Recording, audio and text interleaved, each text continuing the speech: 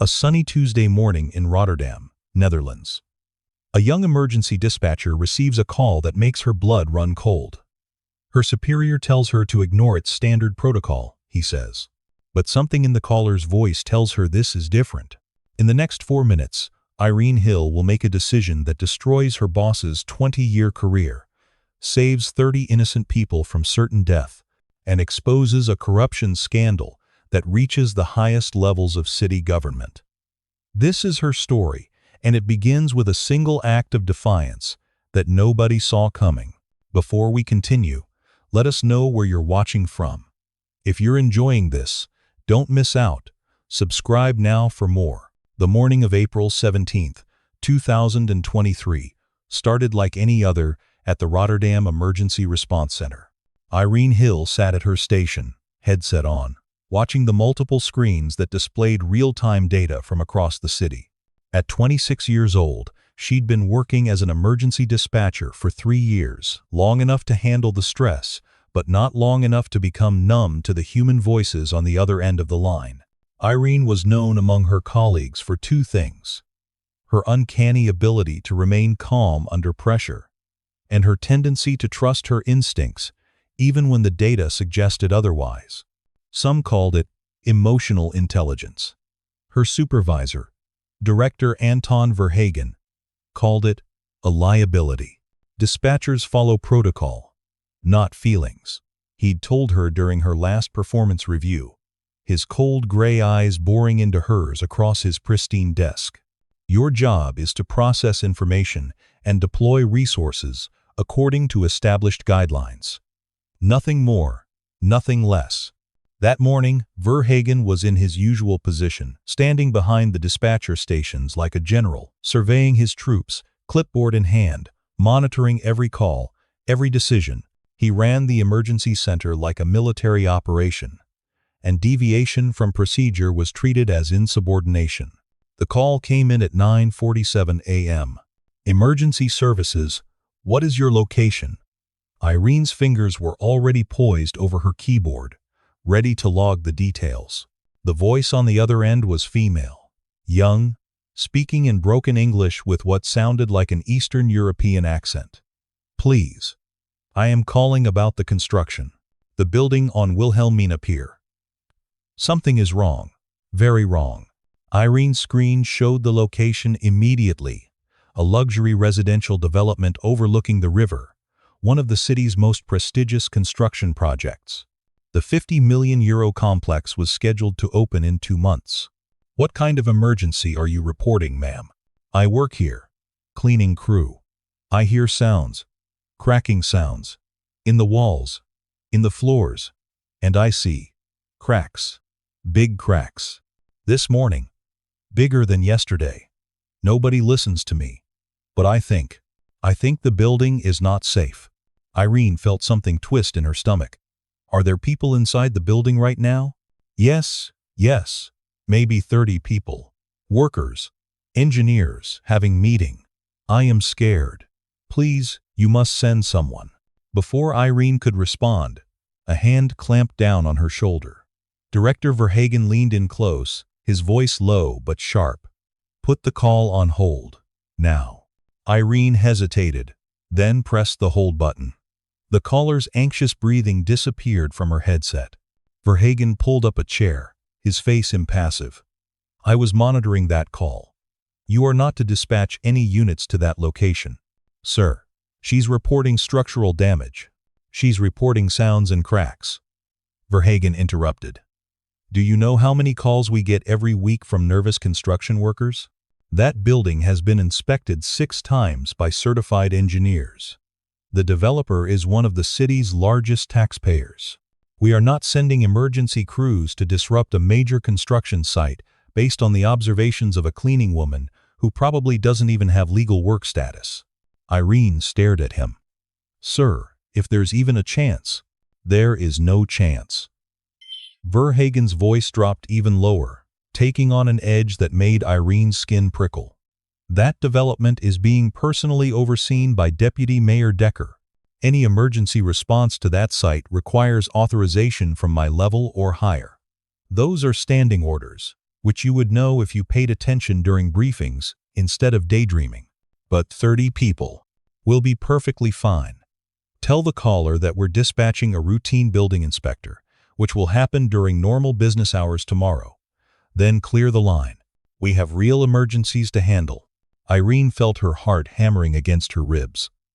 Everything in her training, everything in the protocol manual, told her that Verhagen was within his authority. Routine building complaints did follow a different procedure than immediate life-threatening emergencies. Without concrete evidence of imminent danger, standard protocol was indeed to refer the matter to the building inspection department. But everything in her gut screamed that this was different. She looked at Verhagen's face cold, certain, completely unmoved. Then she glanced at the hold button, imagining the woman on the other end, waiting, frightened, having worked up the courage to make this call. Are we clear, Hill? Verhagen straightened up, his hand still on her shoulder like a weight. Yes, sir, Irene heard herself say. Good. He patted her shoulder once, then walked away to inspect another station. Irene sat there for exactly 5 seconds, staring at the blinking hold button.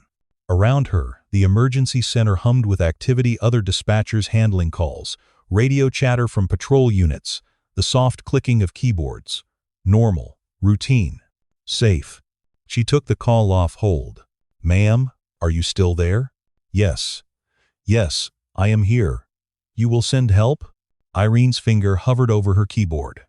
She could see Verhagen across the room, his back turned, talking to another supervisor. She thought about her job, her career, the protocols she'd sworn to follow. She thought about the performance reviews, the warnings about being too emotional, the careful path she'd walked for 3 years. Then she thought about 30 people in a building that might collapse. Ma'am, I need you to listen to me very carefully, Irene said, her voice steady despite the adrenaline flooding her system. I need you to tell me everything you've observed, every detail. And then I need you to do exactly what I tell you. Can you do that? Yes, yes, I will do. Good. Let's start with the cracks. Where exactly are they located? As the caller, who nervously identified herself only as Alina, began describing what she'd observed, Irene's fingers flew across her keyboard. But she wasn't entering the information into the standard emergency dispatch system. Instead, she opened a secondary screen, one used for logging preliminary information before official dispatch. This was her first act of defiance. Small, but significant. The cracks. They are on the 6th floor, where we are cleaning today, Alina explained, her English improving as she relaxed slightly. They run from the ceiling down the wall, like lightning. And this morning, I am putting my hand near one crack, and I feel air. Cold air, coming through. Yesterday, no air. Today, air. What about sounds? You mentioned hearing sounds. Yes, creaking. Like when you walk on old wooden floor. But this is concrete.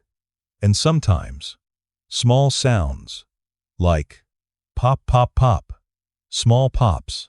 The other workers, they say I am being silly woman, too nervous. But I have worked construction cleaning for 8 years. I know buildings. This building is talking to me, and it is saying something is wrong. Irene felt the hair on the back of her neck stand up. She'd taken enough structural emergency calls to know that what Alina was describing, progressive cracking, air movement through new gaps, stress sounds, these were textbook warning signs of structural failure. She glanced toward Verhagen. He was still occupied, reviewing paperwork with another supervisor. Alina, I need you to tell me exactly who is in the building right now and where they are. On 6th floor with me, there are 4 other cleaning crew. On 7th floor, there is meeting maybe 20 people? Engineers, the project managers, some city officials, I think. I see them come in this morning. Very fancy clothes.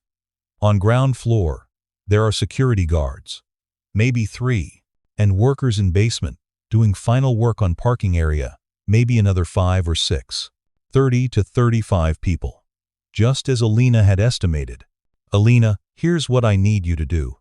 Very calmly, very quietly. I need you to go to the meeting on the 7th floor. Don't run. Don't cause panic. Just walk there calmly. Tell them there's an urgent phone call for one of the officials. Make up a name if you have to. Get them to send someone out. And when they do, you tell that person that there's a structural emergency and they need to evacuate immediately. Can you do that? There was a pause. But you are sending help, yes? Fire department? Police? Irene looked at her screen. To dispatch emergency units without authorization, directly against a supervisor's explicit order, would be career suicide. It might even be grounds for criminal charges if she was wrong. Unauthorized use of emergency resources, causing public panic, interfering with a major construction project. But if she was right, and she did nothing, 30 people would die. Her hand moved to her dispatch keyboard. Yes, Alina, I'm sending help. But I need you to start the evacuation now. Right now. Don't wait for the sirens. Go. Okay. Okay, I go. Thank you. Thank you so much. The line went dead. Irene took a deep breath. Around her, the emergency center continued its normal rhythm. Nobody was watching her. Nobody knew what she was about to do. She opened the dispatch interface and began typing the emergency code for structural collapse, imminent danger. Her fingers trembled slightly as she entered the location. Wilhelmina Pier, luxury residential development. The system prompted her for authorization code. Standard procedure for this level of emergency required supervisor approval. She could stop now. She could get up, walk to Verhagen, tell him about the additional details Alina had provided, follow the chain of command, cover herself. Instead, she typed in Verhagen's authorization code, the one she'd seen him use 100 times, the one he was too arrogant to change despite repeated security warnings. The system accepted it. A red alert flashed across the main dispatch board. Immediately, every screen in the center lit up with the emergency. Dispatchers stopped mid-sentence. Supervisors looked up from their stations. And Director Anton Verhagen's head snapped around, his eyes finding Irene's station instantly. Irene activated her microphone to the emergency frequency. All available units, structural collapse imminent. Wilhelmina Pier residential development. 30+ civilians inside. Request immediate response. Fire, police, and medical. This is a level 1 emergency. Repeat, level 1 emergency. The response was immediate. Across the city, sirens began to wail. Fire trucks rolled out of stations. Police units changed course. Ambulances raced toward the riverside. And Anton Verhagen walked toward Irene's station with the deliberate pace of an executioner. Hill. His voice was barely above a whisper, but it cut through the sudden chaos of the emergency center like a blade. Step away from your station. Right now. Irene stood up, pulling off her headset. Her legs felt weak, but she met his eyes. Sir, I had new information from the caller. She described progressive structural failure. I made the assessment that... You made the assessment. Verhagen's face had gone red. You used my authorization code without permission. You dispatched emergency units against my direct order. You have just ended your career. And possibly opened yourself up to criminal charges. I want you out of this center. Security will escort you out. You are suspended effective immediately, pending termination, and possible prosecution. Around them, the center had gone quiet. Every dispatcher, every supervisor, was watching. Irene felt tears pressing at the corners of her eyes, but she refused to let them fall. Sir, there are 30 people in that building. If I'm wrong, I'll accept the consequences. But if I'm right, if you're right, it changes nothing about what you've done. Security. 2 security guards appeared, looking uncomfortable. One of them, an older man named Pieter, whom Irene had chatted with countless times during coffee breaks, wouldn't meet her eyes. Escort Miss Hill from the premises. She is not to touch any equipment, access any files, or speak to any personnel. As the guards moved to flank her, the radio crackled to life. Command, this is Fire Unit 7, First on scene at Wilhelmina Pier. We have visual on the structure. Command, we are seeing visible stress fractures on the exterior. 6th and 7th floors. This is not a drill. Repeat, this is not a drill. We are initiating immediate evacuation procedures. The emergency center fell completely silent. Verhagen's face went from red to white. Command, this is Fire Unit 7. We have civilians evacuating the structure now. Approximately 30 people exiting. They report that a cleaning worker told them to evacuate. Command, be advised. We are hearing structural stress sounds from inside the building. Requesting structural engineer on site immediately. One of the dispatchers, a woman named Els whom Irene barely knew, stood up from her station. Sir, Els said quietly, the fire commander is requesting authorization to establish a 200-meter safety perimeter. Should I? Yes, Verhagen said hollowly. Yes, authorize it. The guards still stood on either side of Irene, uncertain now. Everyone waited. We've invested considerable effort in bringing you this story. If you find it engaging, please consider subscribing to our channel. Your support is greatly appreciated. Now, let's return to the narrative. The minutes that followed felt suspended in time. The entire emergency center stood frozen, eyes glued to the screens, showing live feeds from news helicopters that had already arrived at the scene. Irene remained standing between the two security guards, her heart pounding so hard she could feel it in her throat. On the main screen, the luxury residential building stood against the bright morning sky, its glass facade gleaming in the sunlight. Emergency vehicles surrounded it like toy cars, their lights flashing silently on the display. Tiny figures, the evacuated workers and officials huddled in groups at a safe distance, wrapped in emergency blankets despite the warm weather. Command, this is Fire Unit 7. The radio crackled again, the fire commander's voice tight with tension. All civilians are accounted for. 32 people evacuated. We've established the safety perimeter. Structural engineer is on site and… Hold on. The line went quiet. Everyone in the emergency center held their breath. Command, the structural engineer is advising immediate area evacuation. He's saying the building could go at any moment. The load-bearing supports on floors 6 and 7 are critically compromised. He's estimating we have minutes, maybe less. Verhagen grabbed the nearest microphone. Fire Unit 7. Pull your people back. Pull everyone back now. Already doing it, Command. The radio dissolved into static and shouting. On the screen, the impossible happened in slow motion. The 7th floor of the building seemed to sag inward, as if taking a tired breath. Then, with a sound that came through the news feed as a deep, earth-shaking rumble, the entire structure folded in on itself like a house of cards. Floor after floor pancaked downward in a cascade of concrete, steel, and glass. A massive cloud of dust billowed outward, engulfing the emergency vehicles at the perimeter. The news helicopter pulled back sharply, its camera shaking. Where a €50 million luxury development had stood moments before, there was now only a mountain of rubble, an expanding gray cloud that blocked out the sun. The emergency center erupted. Dispatchers checked in with units on scene. Supervisors coordinated additional resources. Medical teams were scrambled. But through it all, one fact rang clear. Everyone had gotten out. 32 people who would have been crushed under thousands of tons of concrete were standing safely beyond the debris field. Alive, because a cleaning woman had trusted her instincts and a young dispatcher had risked everything to listen. Irene felt her knees buckle. One of the security guards, Peter, caught her arm gently, steadying her. When she looked at him, his eyes were wet. "You saved them," he whispered. "Dear God, you saved them all." Verhagen stood motionless, staring at the screen.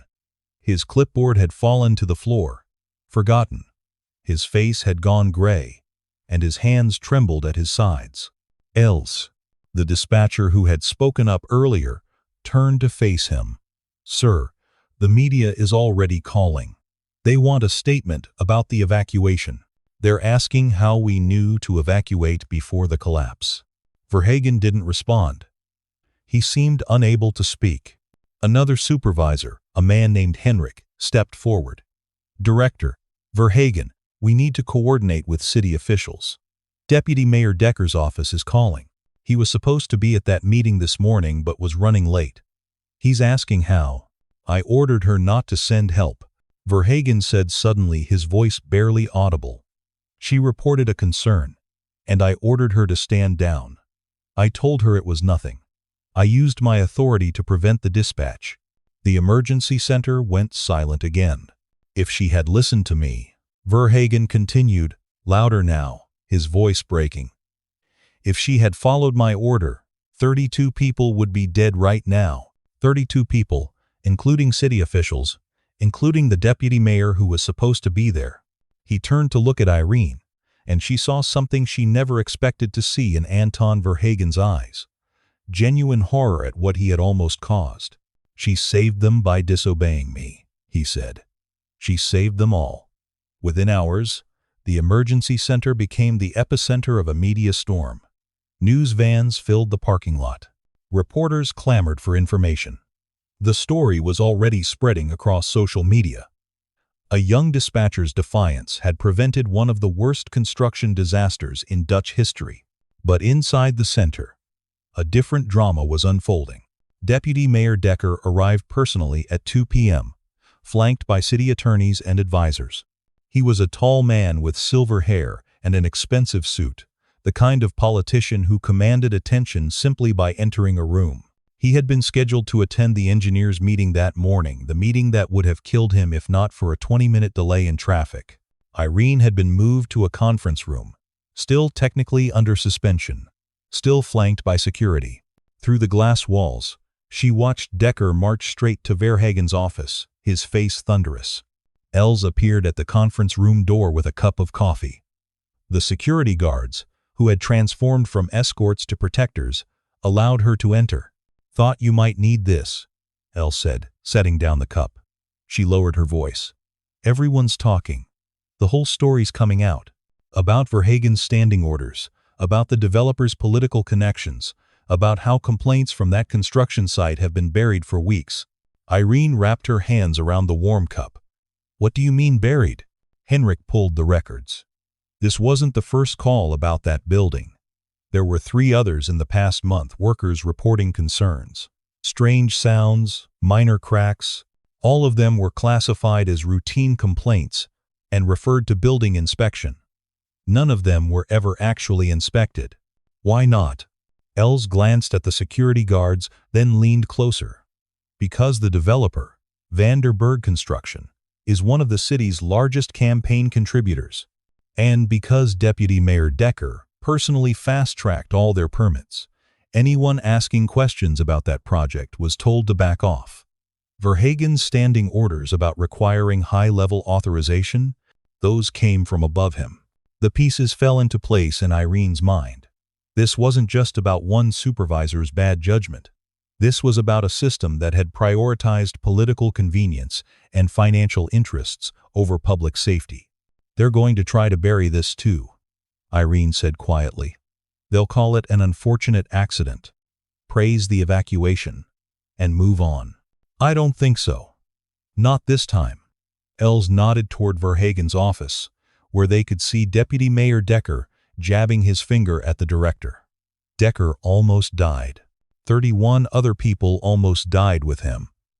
The entire building collapse was caught on live television. And the hero of the story is a young dispatcher who was ordered to stand down and chose to save lives anyway. "The media loves you, Irene. You're trending worldwide." As if to punctuate her words, one of the security guards, the younger one whose name Irene didn't know, held up his phone. "My daughter just sent me this. You're the top story on BBC News. Dutch dispatcher defies orders, saves 32 lives. There's already a hashtag, #listen to Irene." Irene felt overwhelmed. She'd spent the past 4 hours in this conference room, reliving every moment of that dispatch decision, wondering if she'd made the right choice, terrified of the consequences. She hadn't thought about becoming a news story.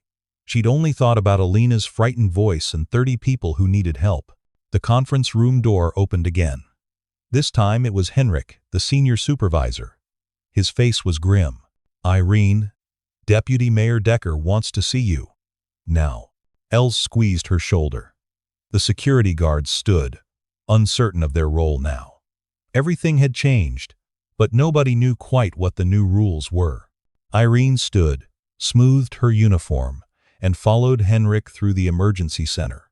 Every dispatcher watched her pass. Some smiled. Others looked away, uncomfortable with the scrutiny this would bring to their workplace. Decker was waiting in Verhagen's office. The director himself stood in the corner, diminished somehow. No longer the commanding presence he'd been that morning.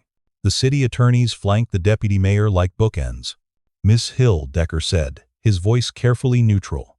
"Please, sit down." Irene sat in the chair across from Verhagen's desk, the same chair she'd sat in during her performance reviews, where she'd been warned about being too emotional, too instinctive. Decker studied her for a long moment. "Do you understand that you violated protocol this morning? That you used unauthorized access codes and deployed emergency resources against your supervisor's direct orders?" "Yes, sir." "Do you understand that under normal circumstances, such actions would result in immediate termination and possible criminal charges?" "Yes, sir." "Then help me understand why you did it." Irene met Deputy Mayor Decker's gaze directly. The fear that had gripped her all morning had transformed into something else, a clear, calm certainty that she had done the right thing, regardless of the consequences. "Because someone needed help. And I was the only one listening," she said simply. Decker leaned back in his chair. "Tell me exactly what happened." "From the beginning." So Irene did. She recounted Alina's call, the details about the cracks and sounds, her instinctive sense that something was genuinely wrong.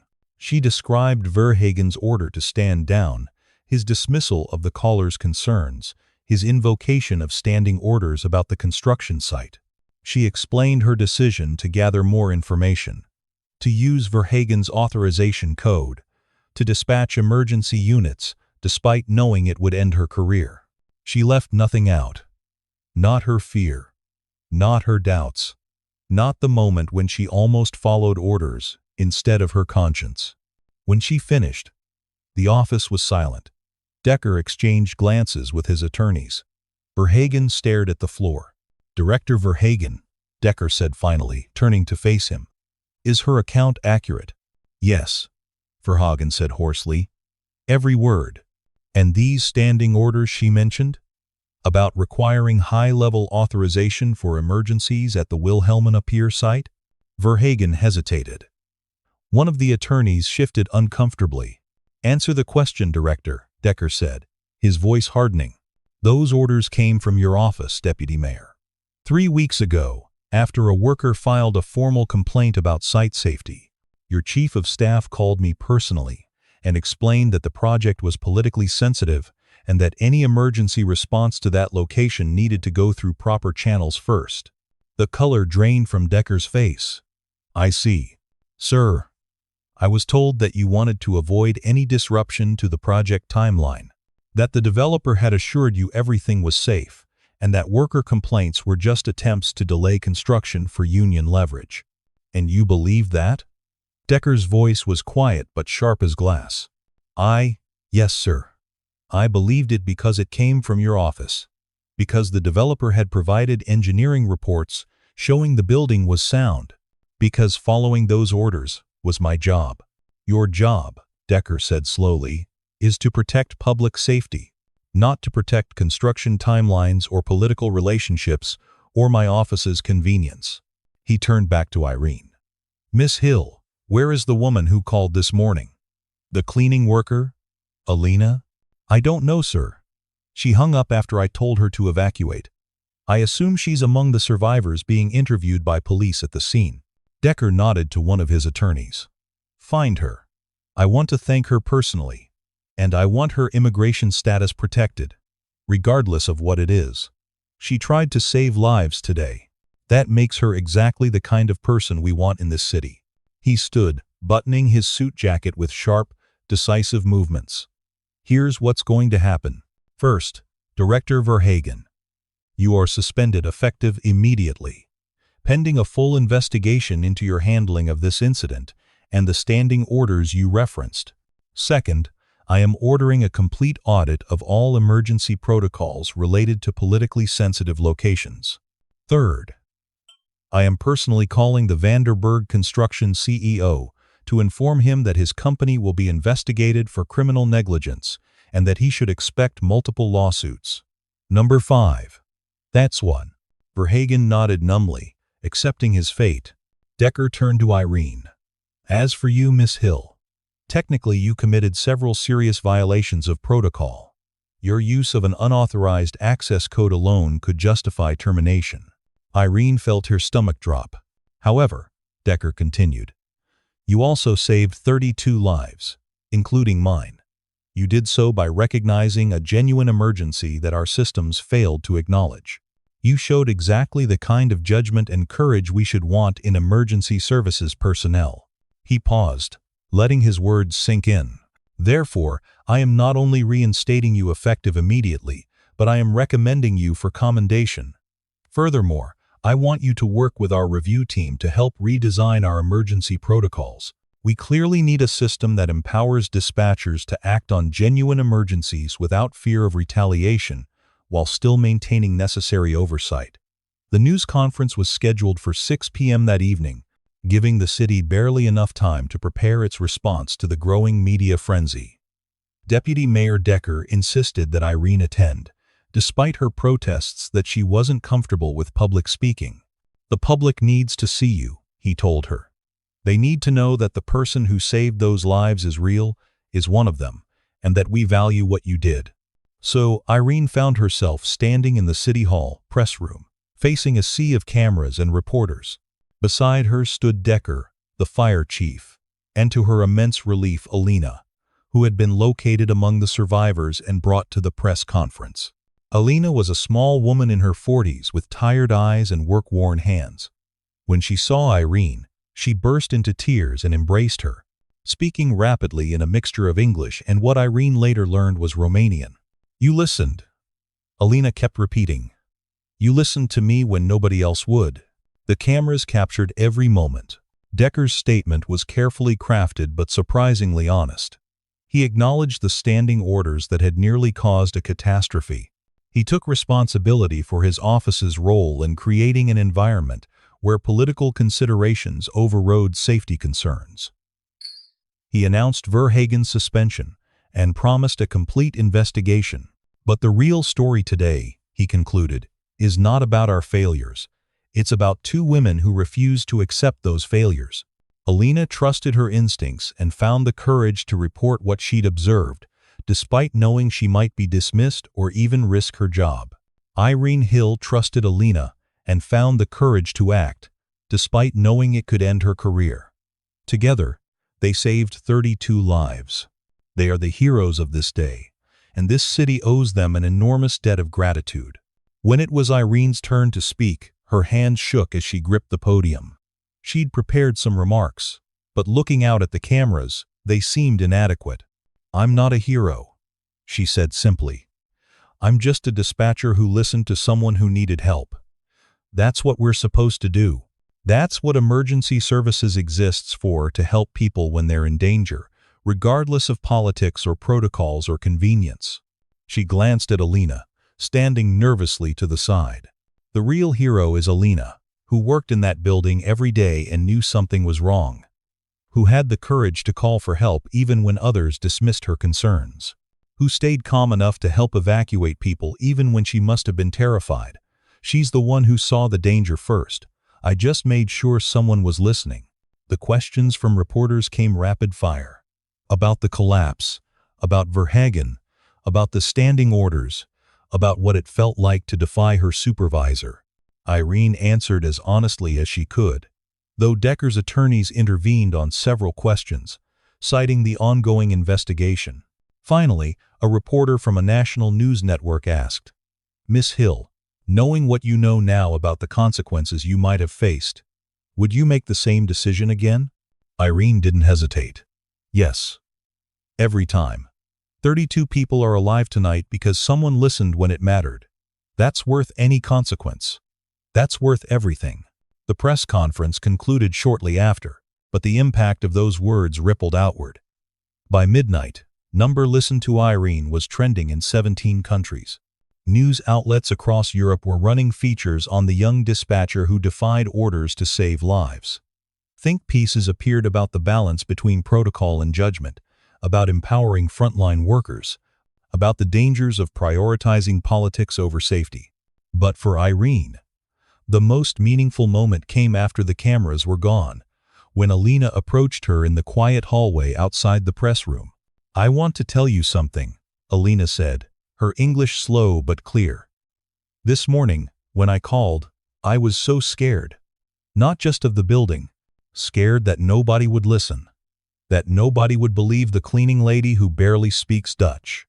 I almost didn't call, almost just left and said nothing." She took Irene's hands in hers. "But you listened. You heard me. You believed me. And now I know my voice matters. Even me. Even someone like me, I can make a difference if someone is willing to listen. You gave me that. Thank you." In that moment, Irene understood that this story was bigger than one building collapse, bigger than one act of defiance. It was about the voices we ignore, the concerns we dismiss, the people we don't think are worth listening to, and the catastrophes that happen when we stop paying attention to the humans behind the protocols. The investigation that followed moved with unprecedented speed. Within 48 hours, the full scope of the disaster that almost was began to emerge, and with it, a web of negligence that reached far beyond one supervisor's poor judgment. The structural engineer's preliminary report was damning. The building had been fundamentally flawed from the beginning: substandard materials, cost-cutting measures that compromised load-bearing supports, falsified inspection reports. Vanderburg Construction had been racing to meet an aggressive deadline, one pushed by investors eager to begin selling the luxury units before market conditions shifted. But more shocking were the warnings that had been ignored. Irene's dispatcher logs weren't the only ones. Henrik's audit revealed a pattern. 7 calls in 2 months from various workers at the site, all expressing concerns about structural integrity. Every single one had been classified as routine and shuffled to building inspection, where they disappeared into a backlog that wouldn't have been addressed for months. The reason was simple and ugly. Money and politics, intertwined in ways that made safety an afterthought. Vanderburg Construction had contributed heavily to multiple city council campaigns. The Wilhelmina Pier project was a flagship development meant to showcase Rotterdam's economic revival. Delays would have been embarrassing. Questions about structural integrity would have been devastating to the narrative of progress and prosperity that city officials had carefully constructed. So the questions were buried.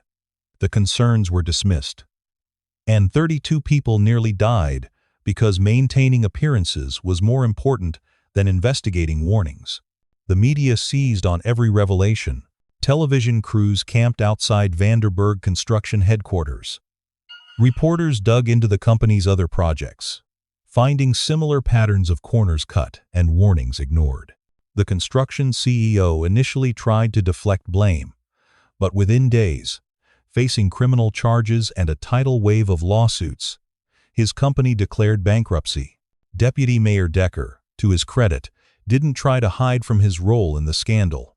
In a second press conference, he acknowledged that his office had prioritized the project's political importance over safety concerns. "I received assurances from the developer that everything was safe," he said, his voice heavy with regret. "I trusted those assurances because it was convenient to trust them, because questioning them would have been politically difficult, because I wanted to believe that we could have both progress and safety without having to make hard choices. I was wrong, and my mistake nearly cost 32 people their lives." He announced his resignation, effective in 30 days, citing the need for accountability at the highest levels. The public response was mixed. Some praised his honesty and willingness to take responsibility. Others argued that resignation was insufficient, that criminal charges should follow. Online, the debate raged endlessly, but one thing was clear. The story had touched a nerve that went far beyond Rotterdam. Similar stories began emerging from other cities. Construction projects where warnings had been ignored. Emergency calls that had been downgraded or dismissed. Patterns of political pressure overriding safety protocols. Irene's decision to defy orders had opened a door, and through it came a flood of revelations about systems that valued expediency over human life. For Irene herself, the attention became overwhelming. Reporters camped outside her apartment. Her phone rang constantly with interview requests. She deleted her social media accounts after the flood of messages, mostly supportive, but some vitriolic, became impossible to manage. The emergency center tried to shield her, but even there, normalcy was impossible. Her fellow dispatchers treated her differently. Now some with admiration, some with resentment, all with a new wariness. She'd broken the unspoken code of following orders without question, and that made everyone uncertain about where the lines were now. 3 weeks after the collapse, the city's review committee released its preliminary recommendations. The protocols would be redesigned. Dispatchers would have more authority to act on genuine emergencies without supervisor approval. A new oversight board would monitor any attempts to create special protocols for politically sensitive locations. And at the center of the new training program would be a case study, the Wilhelmina Pier incident, and the dispatcher who trusted her instincts when the system told her not to. Director Anton Verhagen's fall was swift and complete. The investigation revealed that he had known about the pattern of dismissed concerns from the Wilhelmina Pier site. He had personally intervened to prevent at least 2 other dispatchers from sending units to investigate worker complaints in the weeks before the collapse. His motivation wasn't malicious, at least. That's what the investigators concluded. He genuinely believed he was following appropriate protocols, maintaining efficiency, preventing the waste of emergency resources on false alarms. He had been following orders from above, protecting what he saw as legitimate city interests. But intention didn't matter when measured against consequences. His suspension became termination, followed by criminal charges for obstruction and negligence. The trial wouldn't begin for months, but the verdict in the court of public opinion was already clear. Verhagen had become the face of bureaucratic indifference, the embodiment of systems that stop seeing people as people. Irene found herself feeling an unexpected sympathy for her former supervisor. Yes, he had ordered her to stand down. Yes, his rigid adherence to protocol had nearly caused a catastrophe. But he was also a product of a system that rewarded compliance and punished independent judgment. He had spent 20 years learning to follow orders without question, and that training had nearly killed 32 people. The real villains were harder to identify because they weren't individuals but systems, the political pressures, the financial incentives, the cultural norms that made following orders seem more important than asking questions. One afternoon in May, 6 weeks after the collapse, Irene was called to a meeting at City Hall. She arrived expecting another deposition or interview for the ongoing investigation. Instead, she found herself in a small conference room with an unexpected visitor. Anton Verhagen. He looked diminished. The crisp uniform was gone, replaced by an ill-fitting civilian suit. His face was gaunt, his eyes haunted. When he saw Irene, something broke in his expression. "I asked to see you," he said quietly. "I understand if you don't want to talk to me." Irene sat down across from him. A city attorney was present, along with a representative from the Emergency Services Union. This was official, on the record. "I want to say." Verhagen's voice cracked. He cleared his throat and tried again. "I want to say that you were right, and I was wrong. That's obvious now. But I want you to understand something, even if it doesn't change anything." He leaned forward, hands clasped on the table. "I spent 20 years in emergency services. 20 years making split-second decisions, trying to balance resources against needs, trying to follow protocols that existed for good reasons. I've sent units to 1,000 false alarms. I've seen resources wasted on panicked calls that turned out to be nothing. And I learned, or I thought I learned, to trust the system. to follow the procedures, because they existed to prevent chaos. But the system was broken, Irene said softly. Yes. But I didn't see it, because I didn't want to see it. Because seeing it would have meant acknowledging that I'd been complicit in that broken system for years. When you defied my order, in that moment, I wasn't thinking about 32 lives. I was thinking about 20 years of doing things the right way, the proper way, and here was this young dispatcher telling me I was wrong. He looked directly at her, and she saw genuine anguish in his eyes. You saved those people by not being me, by not letting the system grind the humanity out of you the way it did to me. I told myself I was being professional, being efficient, being a good leader. But really, I had just stopped seeing the people behind the calls. They were just data points, problems to be processed according to protocol. Director Verhagen, I'm not a director anymore. I'm just Anton, and I'm going to prison, probably. But before that happens, I needed you to know, you did the right thing. Not just by saving those people, but by proving that the system I believed in was fundamentally broken. You're a better emergency responder at 26 than I ever was, because you never forgot that our job is about people, not protocols. Part 9. The summer brought changes to Rotterdam's emergency services that rippled outward across the Netherlands and eventually throughout Europe. The Wilhelmina Pier incident became a watershed moment, the case study that prompted a fundamental rethinking of how emergency dispatch systems operated. The new protocols, dubbed the Hill Guidelines despite Irene's protests about the name, established several key principles. Dispatchers were given explicit authority to override supervisors in cases where they had reasonable cause to believe lives were in imminent danger.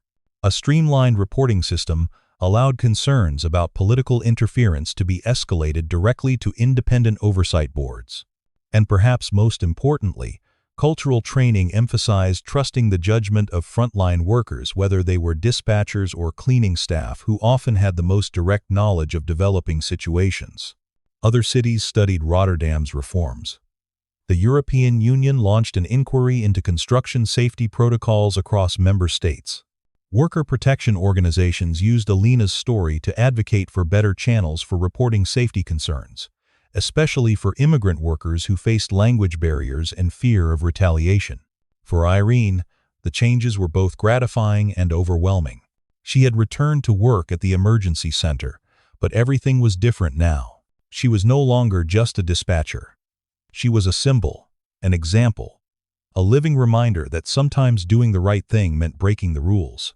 The attention made her uncomfortable. She didn't want to be famous.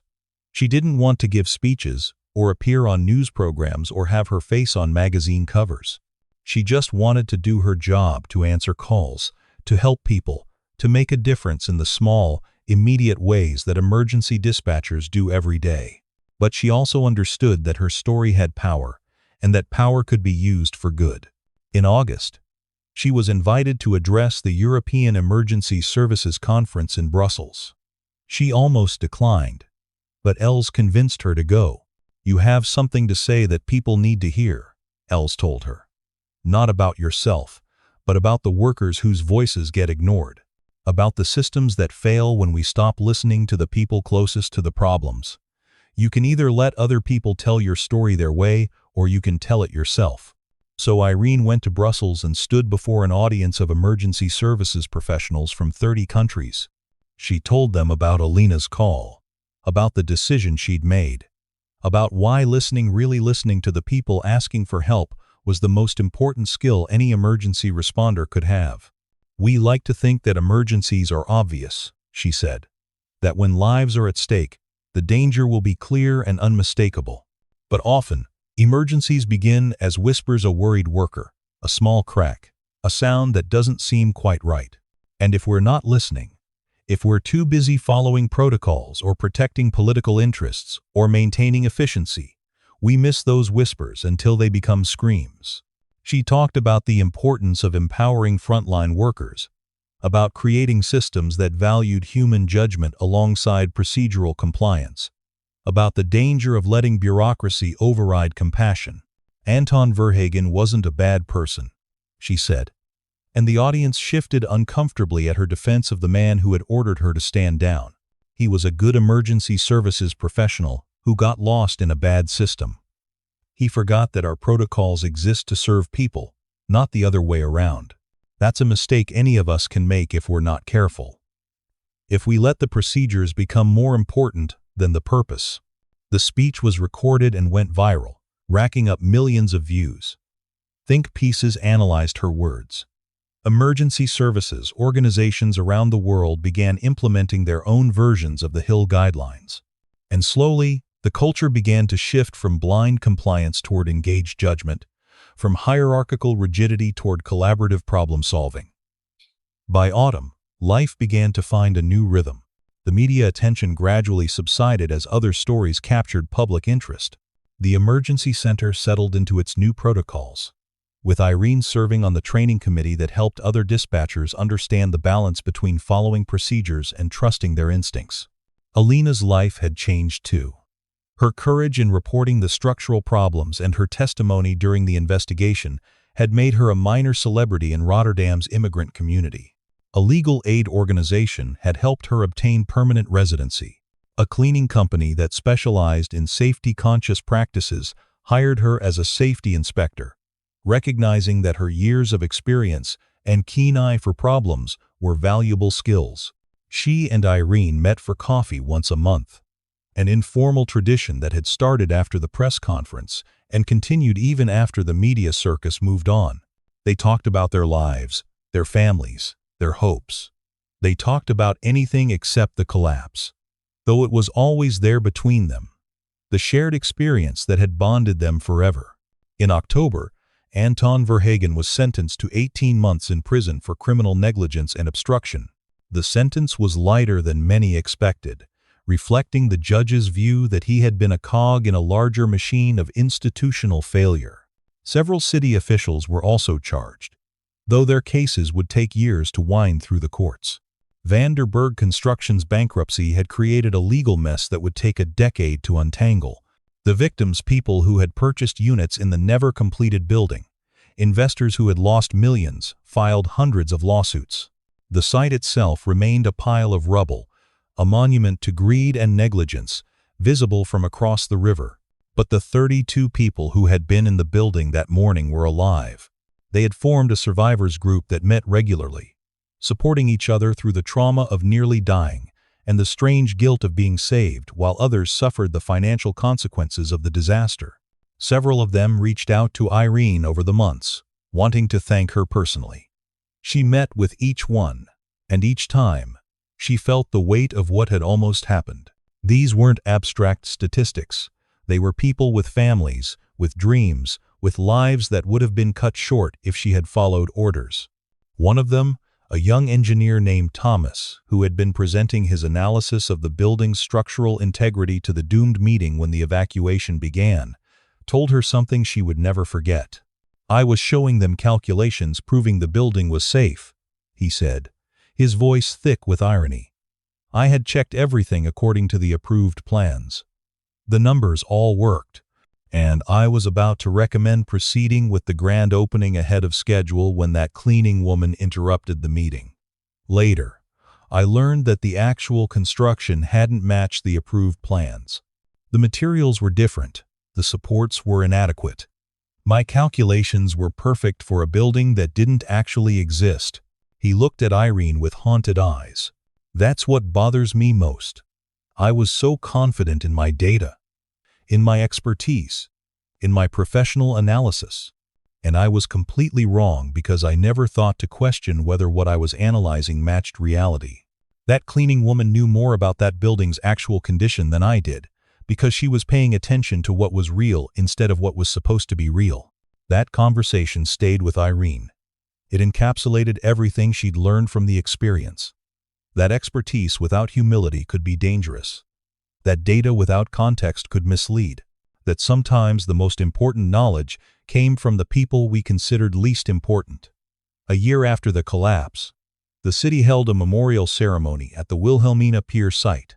The rubble had been cleared, and plans were underway to transform the location into a public park, a green space dedicated to safety, accountability, and the importance of listening to warning signs. Irene attended reluctantly. She still wasn't comfortable with public events centered around what she considered simply doing her job. But Deputy Mayor Decker, or rather, former Deputy Mayor Decker, now working as a consultant on government ethics, had personally asked her to come. "The survivors want you there," he'd said. "And the city needs to remember what happened here, not just the tragedy we avoided, but why we almost didn't avoid it." The ceremony was smaller and more intimate than the media spectacle of the previous year. The 32 survivors were there, along with their families. City officials attended, including the new mayor and several council members who had replaced those implicated in the scandal. Workers from various construction sites around the city came to pay their respects to Alina, who had become an unofficial patron saint of worker safety. A memorial had been erected at the site's entrance, a simple stone marker with 32 names engraved on it. Not the names of the dead, but the names of the living. The people who had been saved. Each name was followed by a short description: engineer, father of 3, project manager, marathon runner, security guard, part-time student. Brief glimpses of the lives that would have been lost. Alina spoke first, her English much improved after a year of classes. "I want to say thank you to everyone who listened when I was afraid. But I also want to say we must keep listening. Every day, in every workplace, there are people who see problems, who know something is wrong, but who are afraid to speak. We must make it safe for them to speak. We must make it safe for people to listen." Several survivors shared their stories where they were when the evacuation began, how close they came to dismissing the warning, how their lives had changed in the year since. Each testimony was a reminder that these weren't abstractions, but real people with complex, beautiful, ongoing lives. When it was Irene's turn to speak, she walked to the microphone, feeling the weight of all those lives, all those names carved in stone. "A year ago, I made a decision that I thought might end my career," she began. "I was terrified. I was sure I was throwing away everything I'd worked for. But I was more terrified of the alternative of doing nothing and living with the consequences of that choice." She paused, looking at the faces of the survivors. "What I've learned this year is that the hardest decisions we face are rarely between right and wrong. They're between right and convenient, between right and safe, between right and what we're told to do. And in those moments, the only thing that matters is whether we have the courage to choose right, even when it costs us something." She glanced at Alina, who smiled encouragingly. "But I also learned that courage alone isn't enough. I could have had all the courage in the world, but if Alina hadn't made that call, if she hadn't trusted that someone would listen, none of this matters. Real change requires 2 things: people brave enough to speak truth, and people willing to hear it.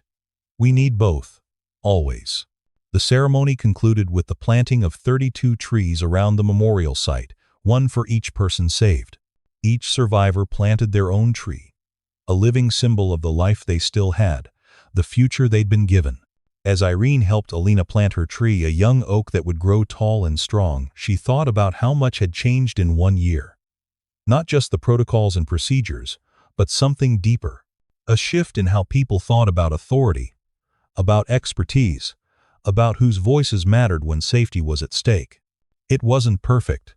Systems were still flawed. Politics still influenced decisions.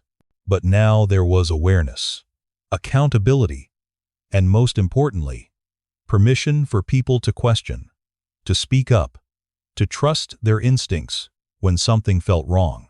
2 years after the collapse, Irene Hill sat in her car outside the emergency dispatch center, preparing for another shift. The building looked the same as it had that morning when everything changed, but inside, almost everything was different. The center had been redesigned with the new protocols in mind. Each dispatcher station now had clear guidelines posted for when they could act independently. A dedicated hotline allowed workers from any industry to report safety concerns directly, bypassing the normal channels that had failed before. And most significantly, the culture had shifted. Supervisors now encouraged questions rather than demanding blind compliance. Irene had been promoted to senior dispatcher and training coordinator. She spent half her time on the floor, handling calls and half developing programs to teach new dispatchers. The balance between following procedures and trusting their judgment. It was challenging work, trying to codify something that was ultimately about human intuition and moral courage. Her phone buzzed. A message from Irene. Inspection today at new hospital construction. Found 3 safety violations. They are fixing them now. Thank you for teaching me my voice matters. Irene smiled. Irene had become one of the most respected safety inspectors in Rotterdam. Known for her thoroughness and her refusal to overlook problems, no matter how minor. She'd trained dozens of other workers to recognize warning signs and speak up about concerns. Her story had inspired countless others to trust their instincts. As Irene walked into the emergency center, she passed the memorial wall that had been installed in the lobby. It featured a large photograph of the Wilhelmina Pier site, as it looked now a beautiful park with 32 mature trees, a place where families gathered, where children played, where life flourished, where death had almost reigned. Below the photograph was a simple plaque. In recognition of all those whose courage to speak and willingness to listen prevent tragedies we never hear about. May we always value the voices of those closest to the problems. Els was already at her station when Irene arrived. Quiet morning so far, she reported. Though we did get a call from a construction worker concerned about scaffolding at a site downtown, I dispatched an inspector to check it out. Good, Irene said, settling into her chair. Better to check 100 false alarms than miss one real problem. That's what the Hill guidelines say, Els grinned.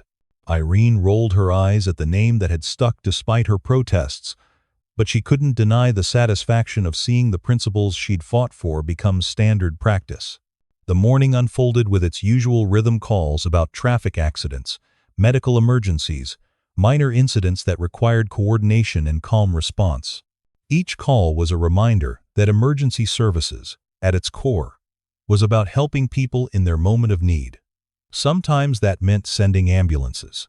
Sometimes it meant sending kind words and reassurance. And sometimes it meant trusting that a frightened voice on the phone was seeing something real, even when all the data suggested otherwise. At lunch, Irene received an email from Thomas, the engineer who had been presenting faulty calculations when the building was evacuated. He now ran a consulting firm that specialized in independent structural assessments, offering second opinions on construction projects. His email contained a photo of his daughter's 3rd birthday party, a celebration that wouldn't have happened if not for a cleaning woman's courage and a dispatcher's defiance.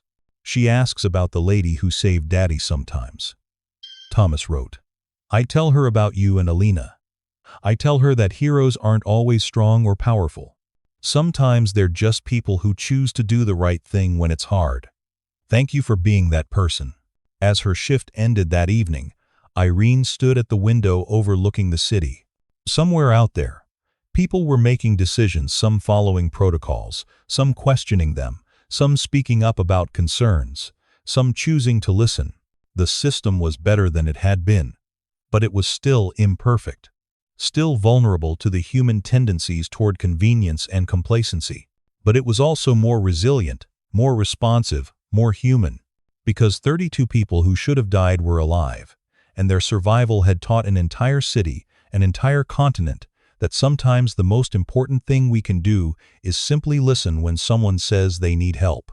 Irene thought about the question that reporter had asked 2 years ago. Would she make the same decision again, knowing the consequences? The answer was still yes. It would always be yes. Because in the end, the only thing that truly mattered was this. When someone needed help, someone was listening. And that made all the difference. Up next, you've got 2 more standout stories right on your screen. If this one hit the mark, you won't want to pass these up. Just click and check them out.